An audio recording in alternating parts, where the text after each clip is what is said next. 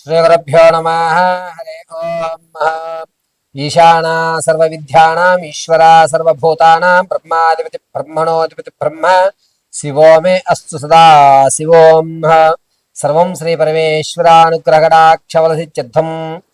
ధనుసు రాశి వారికి జూన్ నెలలో ఆర్థిక పరంగా, ఆరోగ్యపరంగా, వ్యాపారాల్లో నష్టాలు లాభాలు ఏ విధంగా ఉండబోతున్నాయి, ఏవన్నా ఈ నెలలో మంచి అవకాశం లభించబోతోందా, తాత ముత్తాతల నుంచి లభించేటువంటి ఆస్తి విషయాలు, కోర్టు సంబంధిత విషయాలు ఈ నెలలో ఏమన్నా మేము జయకేతనం ఎగిరేసే అవకాశం ఉందా అనేటువంటి పూర్తి విషయాన్ని మనం విశదీకరించుకుంటే, ముందుగా ధనుసు రాశి వారు ఈ జూన్ నెలంతా కూడాను కాస్త ఇబ్బందిమైనటువంటి వాతావరణమే ఎక్కువగా గోచరిస్తోంది.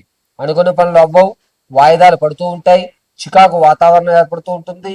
ఒక్క అవకాశం కూడా నాకు మంచిగా రావడం లేదే, భగవంతుడు ఇంకా పరీక్షిస్తున్నాడా, ఇది ప్రశ్నాకాలమా, ప్రశ్నగా ఉండిపోయింది ఏంటి నా జీవితం అనేటువంటి అవకాశం ఎక్కువగా లభిస్తుంది ఈ నెలలో.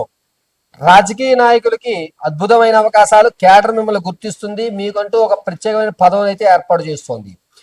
విద్యార్థులకు జ్ఞాపక శక్తి పెరుగుతుంది. దీనితో పాటుగా మీరు ఇతర కార్యక్రమాల్లో దిగ్విజయంగా పాల్గొంటూ ఉంటారు.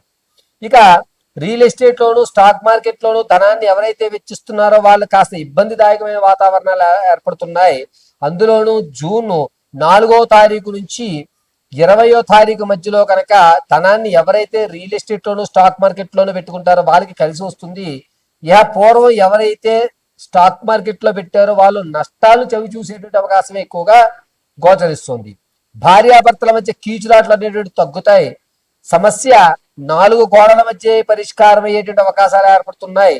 పైగా ధనుసు రాశి వారు ఈ నెలలో కొత్త నిర్ణయాలు తీసుకుంటూ ఉంటారు. మీ నిర్ణయము ఇబ్బందిదాయకంగా ఉన్నా, మీరు ఇబ్బంది పడుతున్నారన్న విషయం తెలిసినా సరే మీరు ఆ నిర్ణయానికి కట్టుబడి ఉంటారు. ఏదేమైనా కానీ భగవంతుడు పరీక్షిస్తున్నాడు, ఇబ్బంది ఏం లేదు. ఈ నెలలో కూడా నేను ఇలాగే మొండిగా ఎదరికి వెళ్తాను, ఏం జరుగుతుందో చూద్దాంలే, నిండా మునిగిపోయినోడికి లోతేమిటి అనేటువంటి విషయంలో ఎదరకు సాగడం జరుగుతూ ఉంటుంది.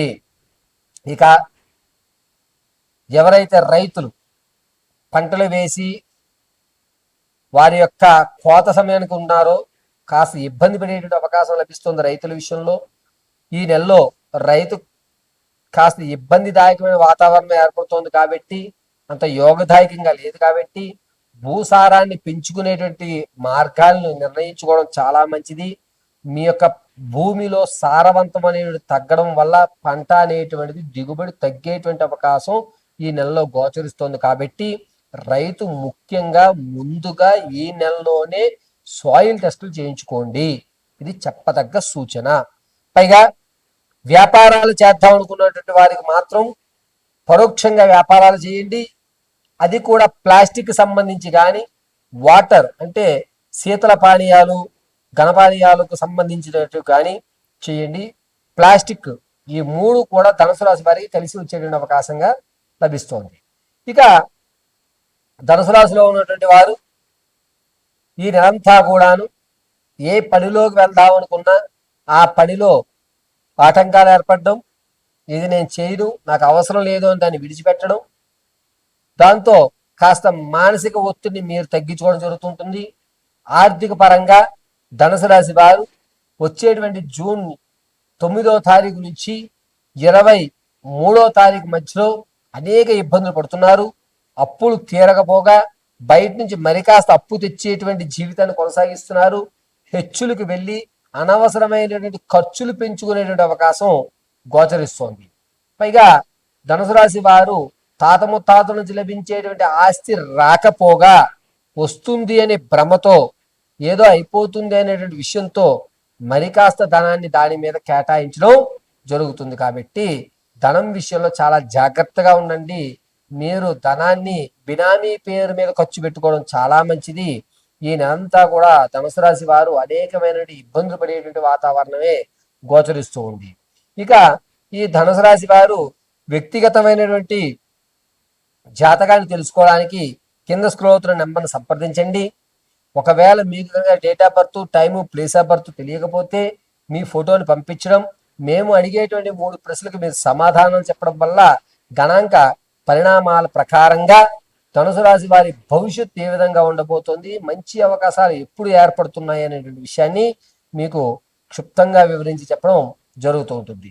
ఈ నెలంతా కూడా ధనుసు రాశి వారు ప్రతిరోజు దుర్గా సప్తశతి వినండి, లేదా దుర్గా కవచం వినండి. ప్రతిరోజు కూడా మీ ఇంట్లో ఉన్నటువంటి దేవతామూర్తికి కానీ మీ కులదేవతకి కానీ కొబ్బరి నూనెతో దీపారాధన చేసి తెల్లటి మందార పుష్పాల్ని అమ్మవారికి సమర్పించండి.